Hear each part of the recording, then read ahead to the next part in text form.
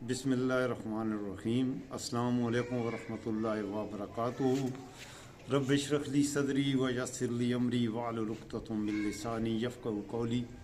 जुम्मतुल मुबारक का मुक़द्दस दिन आप सब दोस्तों को मुबारक हो। उम्मीद है नमाज जुम्मा सब दोस्तों ने अच्छे तरीके से अदा की होगी और वतन अज़ीज़ को और उम्मत मुस्लिमा को भी अपनी दुआओं में याद रखा होगा।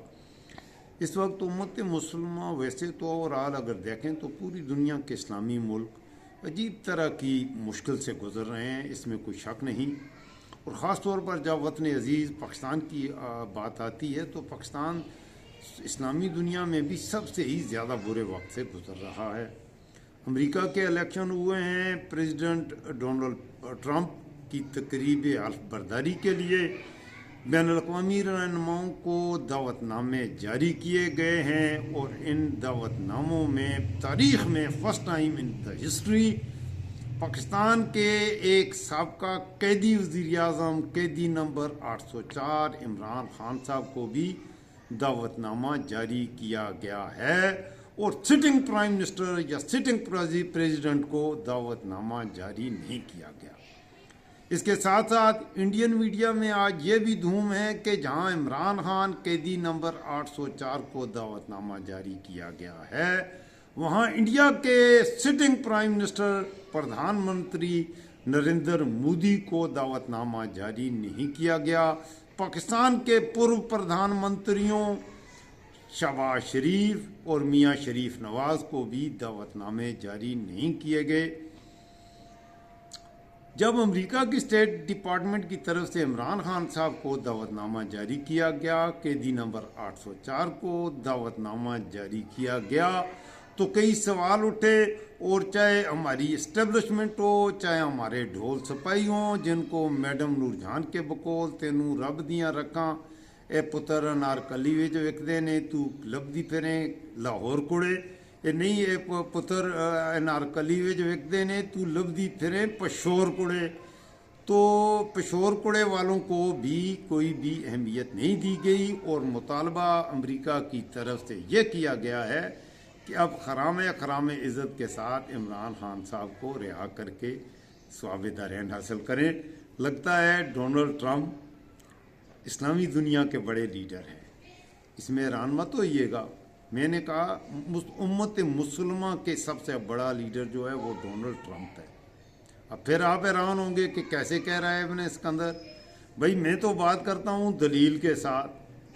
आज इस्लामी दुनिया का कोई न्यूज़ चैनल देखें, इस्लामी दुनिया के पॉपुलर यूट्यूबर्स देखें, इस्लामी दुनिया के नेशनल चैनल्स देखें, न्यूज़पेपर्स देखें, प्रिंट मीडिया देखें, सबसे ज़्यादा जिस शख्स पर बात हो रही है वो डोनाल्ड ट्रंप है।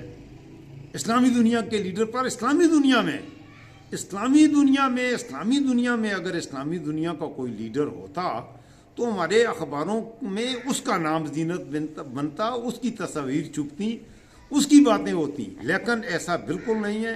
जहाँ भी देखें, मैंने सारे न्यूज़ चैनल देखें आज काफ़ी दिनों बाद, क्योंकि मैं सफ़र में हूँ, आजकल सिंध में हूँ, और जब भी वक्त मिलता है मैं आपकी खिदमत में कोशिश करता हूँ वीलॉग करूँगा इस दौरान। क्योंकि मैं सफ़र में होने की वजह से बहुत से दोस्तों ने मुझे सब्सक्राइब करने के बजाय अनसब्सक्राइब करके भी स्वाब-ए-दारैन हासिल कर लिया है।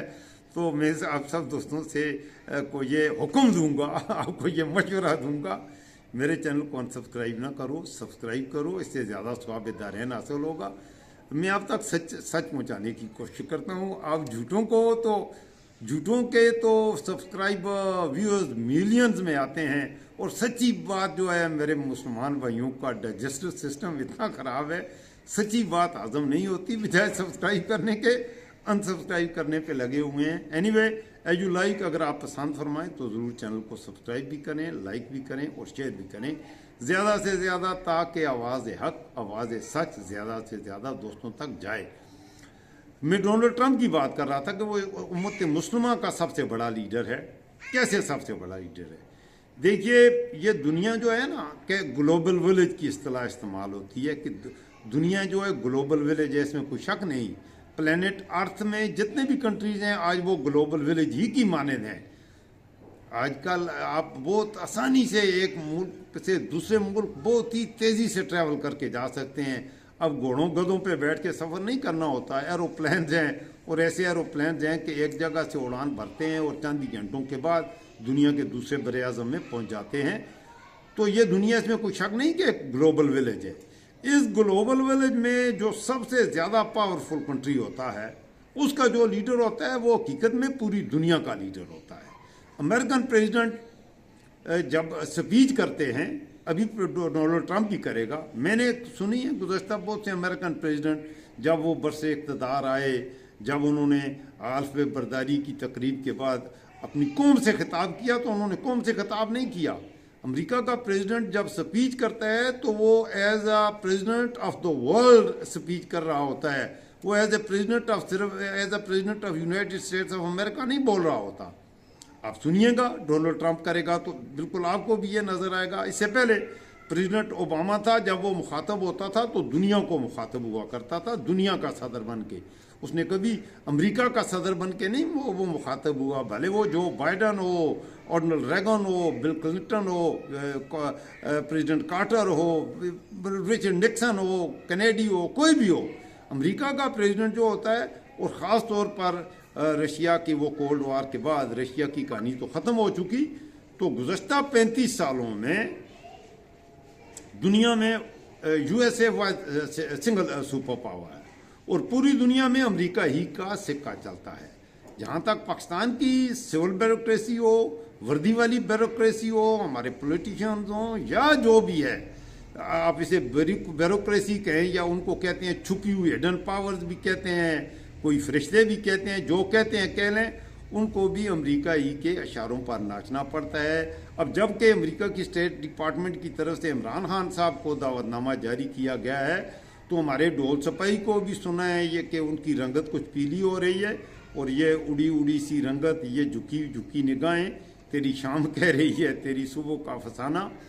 تو بھلے وہ کوئی بزدل جنرل ہو یا ہمارا بزدل پولیٹیشین، ایک تو سب سے بڑی بات تو ہے کہ ان پر امریکہ کی طرف سے، میں نے کہا نا، امریکہ کی طرف سے لعنت پھینکی گئی ہے ہماری جو سٹنگ گورنمنٹ ہے، ساری اس گورنمنٹ پر، کہ امریکہ کے پریزیڈنٹ نے سٹنگ پردھان منتری پر لعنت بھیج کے قیدی نمبر 804 پر ٹرسٹ کیا ہے، اور امریکہ دنیا کی جو کہ سنگل سپر پاور ہے، وہ اس وقت پاکستان کا لیڈر عمران خان کو مان رہے ہیں۔ وہ پردھان منتری یا زرداری یا بلو رانی یا بلاول رانی، ان رانیوں مہارانیوں کو کسی کو بھی پاکستان کا لیڈر نہیں مان رہے، اور حقیقت بھی یہی ہے۔